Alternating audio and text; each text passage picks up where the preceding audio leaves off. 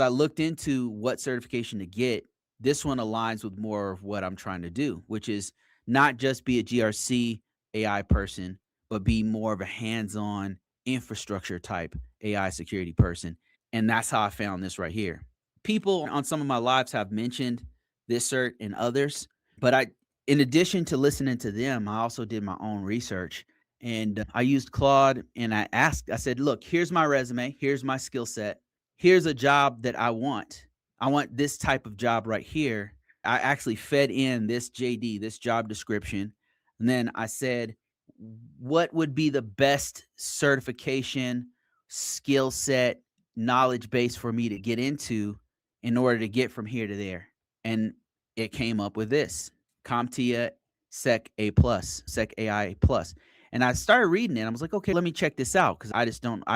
It was introduced. This is a very new certification. It's not going to be very marketable at this time. But right now, this is another thing. It's not always about just marketability. It's about the curriculum of the certification because certifications are about validation of what you know. So you got to know it before you even take the test, which means you got to go through the curriculum one by one to figure out how to pass it.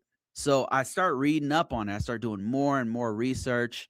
And with these certifications, normally they'll have something to where you fill something out and it gives you more information. So the skills you'll learn is apply AI concepts and strengthen your organization's cybersecurity posture, secure AI systems using advanced controls and protection safeguards, leverage AI technologies to automate workflows, navigate global GRC frameworks to ensure ethical and compliant AI adoption, defend against AI driven threats like adversarial attacks, automated malware, and malicious use of generative AI, integrates AI securely into DevOps pipelines. And so all of these things are things that I want to, this is right here is in line with what I've already been doing. It builds off of my skill set and is in the direction I want to go, as opposed to some of the other certifications. Like there's AI 900, which is for Azure fundamental AI. It's primarily using Azure. And although they do teach you the basics of AI, it's for the Azure platform, which I may still do. But right now, I want an overview, a big picture understanding of that and go more into the best practices of all AI security as a whole, regardless of platform. Now that I know this is what I want, I need more information on this. And normally, certifications will have a way for you to grab the objectives of the certification so you can break down exactly what you're going to have to master in order to pass the test. And it goes through a little bit of the exam details here. This is version 1. This was just released very recently, February 2026. It's a 60-minute test. They're estimate that it's going to last 3 years. And these certifications, these modern certifications, they usually have an expiration date or they have something to where you have to update your education in that field. This multi-choice and performance-based 60 questions and 600 passing. So on a scale from 100 to 900 and you have 600, this right here only requires you to pass with like a 60% average, which is pretty low. Normally the average is about 70 and it's higher on tests that are way harder than that, but normally it's 700 you have with a passing score. So this is not, doesn't look like a hard test. And then recommended experience. Here's another thing to keep in mind, because not all certifications just allow you to walk in off the street to take it.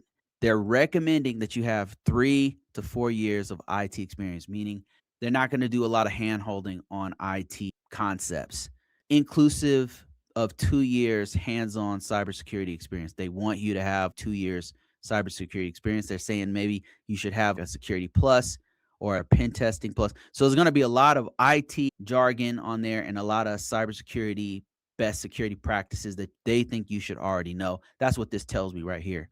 And if you don't have this, like if they're asking for certain things, there's other certifications you can take to get you to that point. There's other curriculums that you could take to get you to that point. So it's not the end of the world. Just means you might have to take more time to get to that certification. So that's just, and there's recommended. You could still take the test even if you don't have this stuff. There are some that have a prerequisite, like you have to take this certification before you take this other certification. Be mindful of that because those are very serious. Now let's go ahead and I'm going to choose an email to go ahead and get access now, and it should take me to a download. Here it is right here. Here are the objectives, and this right here is what I'm going to study from. This is going to be my first study guide. From this is really important because from this document right here, I can do several things. I can build my own deck to train from. I can make my use AI to build my own documentation, build notes from it and study that. Or I can even buy books that focus on each one of the domains. This is the actual curriculum, the most important piece. It tells you each domain that it's going to cover, the test is going to cover, and the percentage that is going to impact the examination. How much of these types of questions are going to be on the exam? So in this case, basic AI concepts related to cybersecurity, there's 17% of the questions will be on the test. Securing AI systems, 40% are going to be on the test. AI assisted security, 24% are going to be on the test. And AI governance, risk, and compliance, 19% for a total of 100% of the test.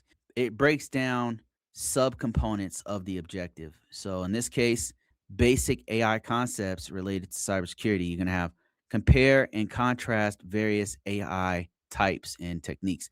And the thing is, this is where we're going to get most of our questions. This is the body of the types of questions we and information we need to know. So we need to know this information. We can actually go through one by one online or in the library or buying books or whatever, videos, wherever you get your material. You can get information on each one of these topics for AI, types of AI, and learn as much as possible about each one of these sub objectives. That once you know these to a certain level, you'll be able to answer those questions. 1.1, compare and contrast AI types, explain the importance of data security in relationship to AI, and that has a breakdown of the things that you need to know. Explain the importance of security throughout the life cycle of AI, breaks it down further, and then goes on right on to the next section. So this is only 17% of the total questions.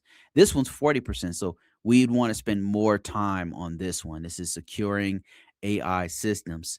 This is given a scenario, use AI threat modeling resources. So we're going to have to go deep into OWASP, which is Open Worldwide Application Security Project, in the top 10, LLM top 10s, machine learning security top 10, goes into MITRE adversarial threat landscape, Atlas. It's going to go into CVEs for AI working group.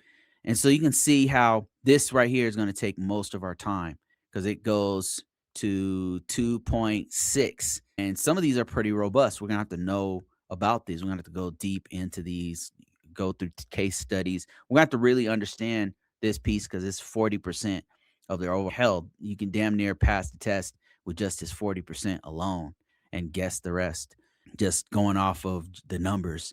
But then AI's assisted security, we're going to have to go through this part. And then lastly, AI GRC. So GRC is a smaller portion of the test, but we still have to learn a bit about this as well.